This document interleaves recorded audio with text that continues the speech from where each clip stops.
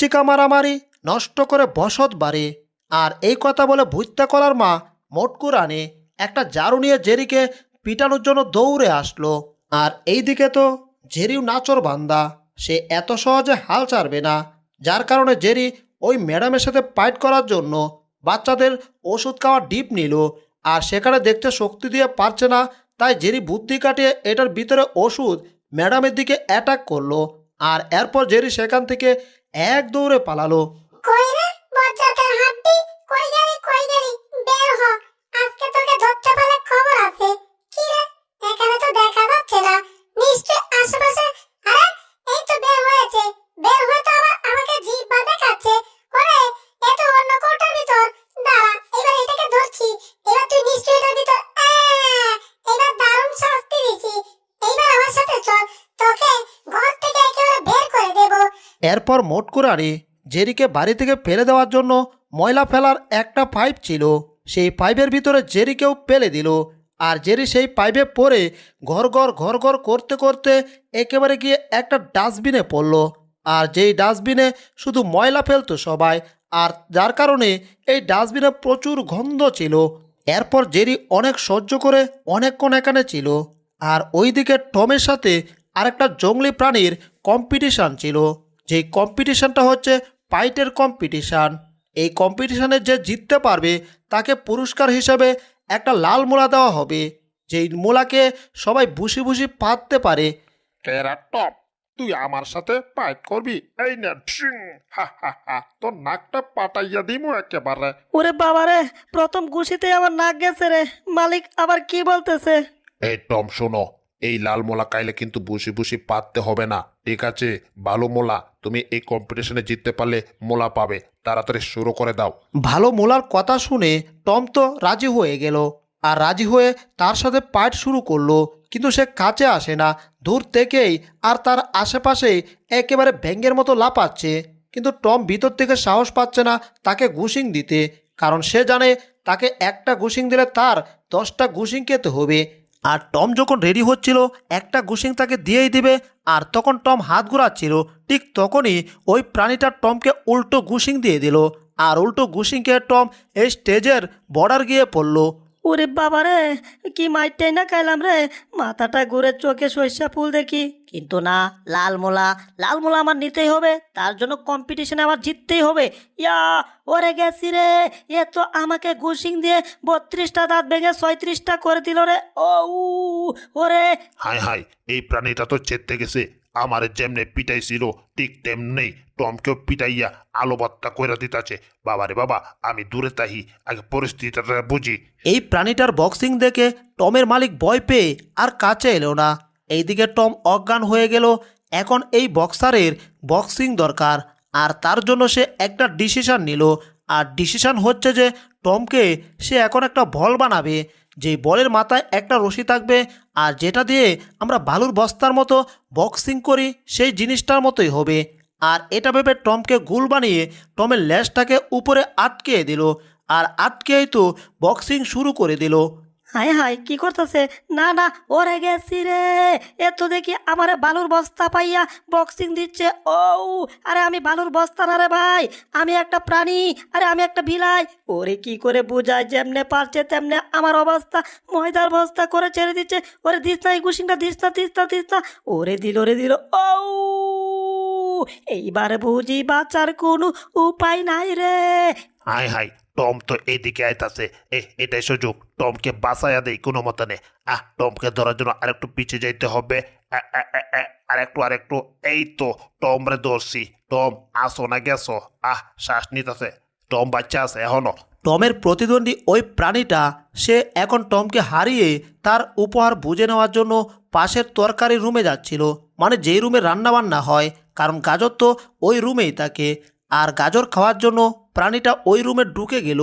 আর এইদিকে মোটকু রানী সে কী করে রান্না করতে হয় বই দেখে দেখে এগুলাই শিখতেছে। আর এই সুযোগে ওই প্রাণীটা একারে যত তরকারি ছিল সব তরকারি নষ্ট করে ফেলছে। একের পর এক তরকারি হাতে দিচ্ছে, আর একটু একটু করে খাচ্ছে, আর বাকি অংশটা এখানেই ফেলে দিচ্ছে। কে রে বেয়াদব, তুই আমার সব তরকারি নষ্ট করে ফেলতেছিস? তোর এত বড় সাহস, তুই কি আমার জামাই মটকুকে পাইছস? দেখ, জানোটা কই ইয়াহু! হ্যাঁ, আমার সাথে পাঙ্গা না, এবার বুঝবি ঠেলা। ওরে বাবা রে, এ তো সাংঘাতিক মহিলা রে। কিন্তু না, একটা মহিলার কাছে তো আমি হেরে যাব না। আমি মহিলার সাথে পাইপ ধরবো। এই মহিলা মটকুরানি, আসো আমার সাথে বক্সিং করো।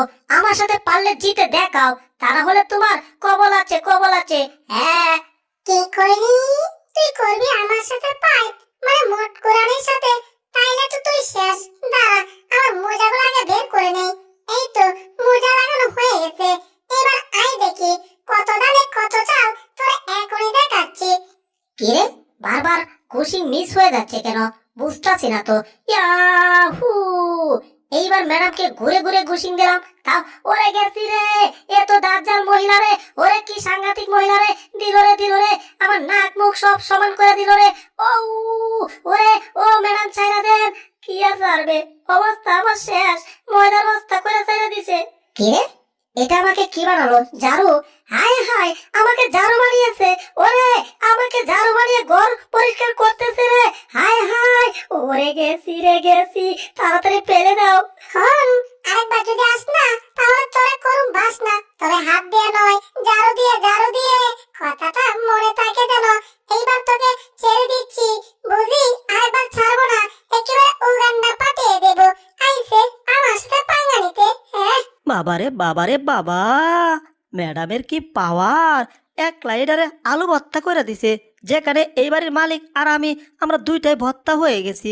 তার মানে কি এইবার কি ম্যাডাম ওই বক্সারের ফাইনাল খেলবে নাকি? মনে তো হচ্ছে তাই। আচ্ছা দেখি ওই ফাইনালে কি হয়। এরপর মোটকোরানির বক্সিংয়ের এত পাওয়ার দেখে মোটকোরানির জামাই তাকে ওই বক্সিং কম্পিটিশনে যোগ করে দেয়। আর মোটকোরানি তো সেখানে চলে যায়, আর সেখানে গিয়ে যত কম্পিটিশনের ছিল সবাইকে একের পর একটা ঘুষিং দিয়েই একেবারে উগান্ডা পাঠিয়ে দেয়। তার সাথে কম্পিটিশনে কেহই আর পেরে উঠতে পারছে না। আর ম্যাডাম যখনই হাতে মোজা লাগায় তখনই ম্যাডামের গায়ে এত শক্তি কোত্থেকে চলে আসে, এই রহস্যটা এখানে কেহই আর উদ্ঘাটন করতে পারতেছে না। তবে এই রহস্যটা জেরি কিন্তু ঠিকই উদ্ঘাটন করবে। কম্পিটিশনে যারা যারা আছো সবাই দেখো, আজকের এই কম্পিটিশনে ফার্স্ট হয়েছে, বিজয়ী হয়েছে আমাদের মটকো ম্যাডাম, মটকো রানী। আজকে প্রাইজটা তাকে বুঝিয়ে দেওয়া হবে এখনই। দাও দাও, প্রাইস বুঝাইয়া দাও। আর পরের বিষয়টা আমি বুঝতাছি। আর এদিকে টম আর টমের মালিকের কি অবস্থাই না হইল রে বাবা। বুঝলে টম, আসলে আমার বউয়ের যে এত দম আমি আগে জানতাম না, বুঝলে? আরে হাতের তালি দিও না, তোমাকে কথা বোঝানোর জন্য হাত এমতে ধরে রাখছি। আরে হাতের তালি দেওয়ার দরকার নাই। আরে বেচারা, তোমার মনে হয় মাইটটা একটু বেশি দেওয়াই ছিল। এরপর ওই কম্পিটিশন থেকে বাড়িতে আসার পর কে যেন বুলডগকে এক ঘুষিং দিয়ে ফেলে দিয়েছে। বুলডগ সেটা বলতে পারে না, জেরি কিন্তু সব জানে। আর জেরি এসে বুলডগকে ঘুম থেকে ওঠালো।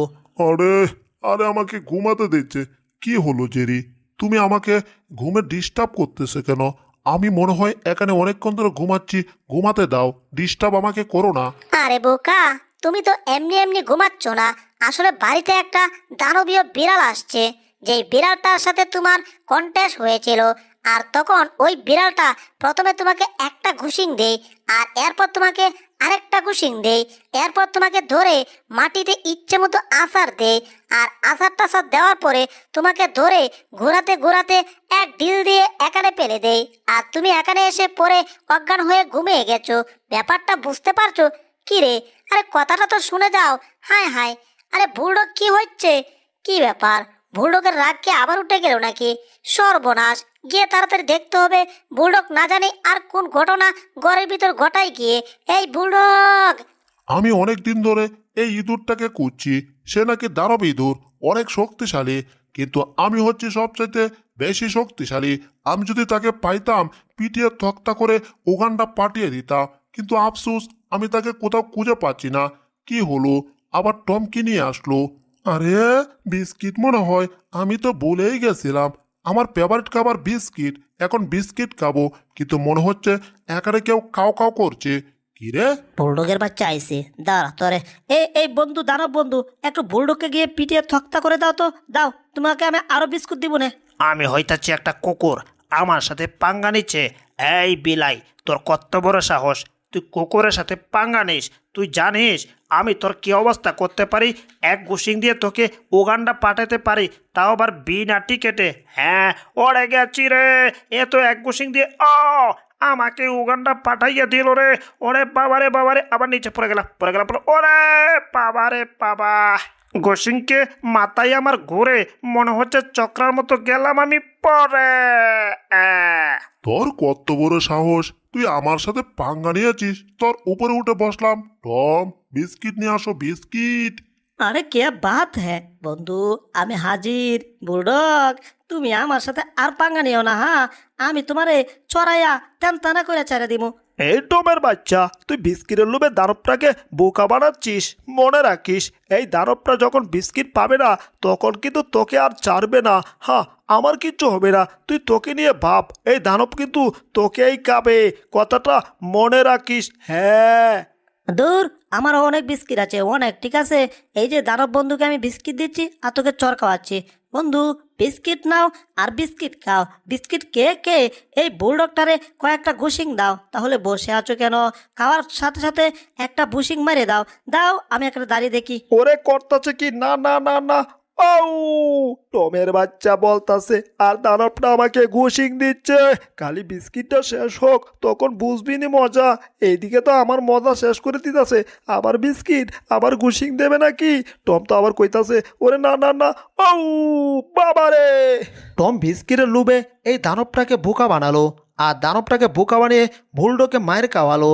আর যখন টম ওই দানবটাকে একের পর এক বিস্কিট দিচ্ছে, ঠিক তখনই দানবটাও ওই বুলডগকে একের পর এক ঘুষিং দিচ্ছে। এইদিকে বুলডগ আর জেরি ছিল অসহায়, তারা কিছুই করতে পারছিল না। আর তারা কিছু করতে না পারায় তারা ওই দানবের হাতে ঘুষিং একের পর এক খাচ্ছিল। আর এইদিকে তো ওই টম বিস্কিট দিচ্ছিল। বিস্কিট দিতে দিতে আরেকবার বিস্কিটের প্যাকেটে হাত দিয়ে দেখলো যে বিস্কিট শেষ। তখন তো টম ভয় পেয়ে গেল। এবার তো সে ধরা খেয়ে গেল আর দাঁত বের করে হাসলো। দাঁত বের করে হাসতে হাসতে একসময় টম যান বাঁচানোর জন্য এখান থেকে এক দৌড় দিয়ে চলে গেল। কিরে, টম পালাচ্ছে কেন? তার মানে বিস্কিট নাই, তাহলে তো টমকে আমি খাবো। ওই টমের বাচ্চা, দাঁড়া কইতাছি, বিস্কিট দে, তা না হলে তোকে কামড়ে। এরপর টম তার যান বাঁচানোর জন্য যেদিকে দু চোখ যাচ্ছে সেদিকে দৌড়াচ্ছে আর দানবটা পিছে পিছে আসছে। বন্ধুরা, এই ভিডিওর দ্বিতীয় পর্ব অনেক মজার, তাই দ্বিতীয় পর্ব দেখতে চাইলে ভিডিওটাতে লাইক করো আর চ্যানেলকে সাবস্ক্রাইব করে কমেন্টে লিখে দাও পার্ট 2।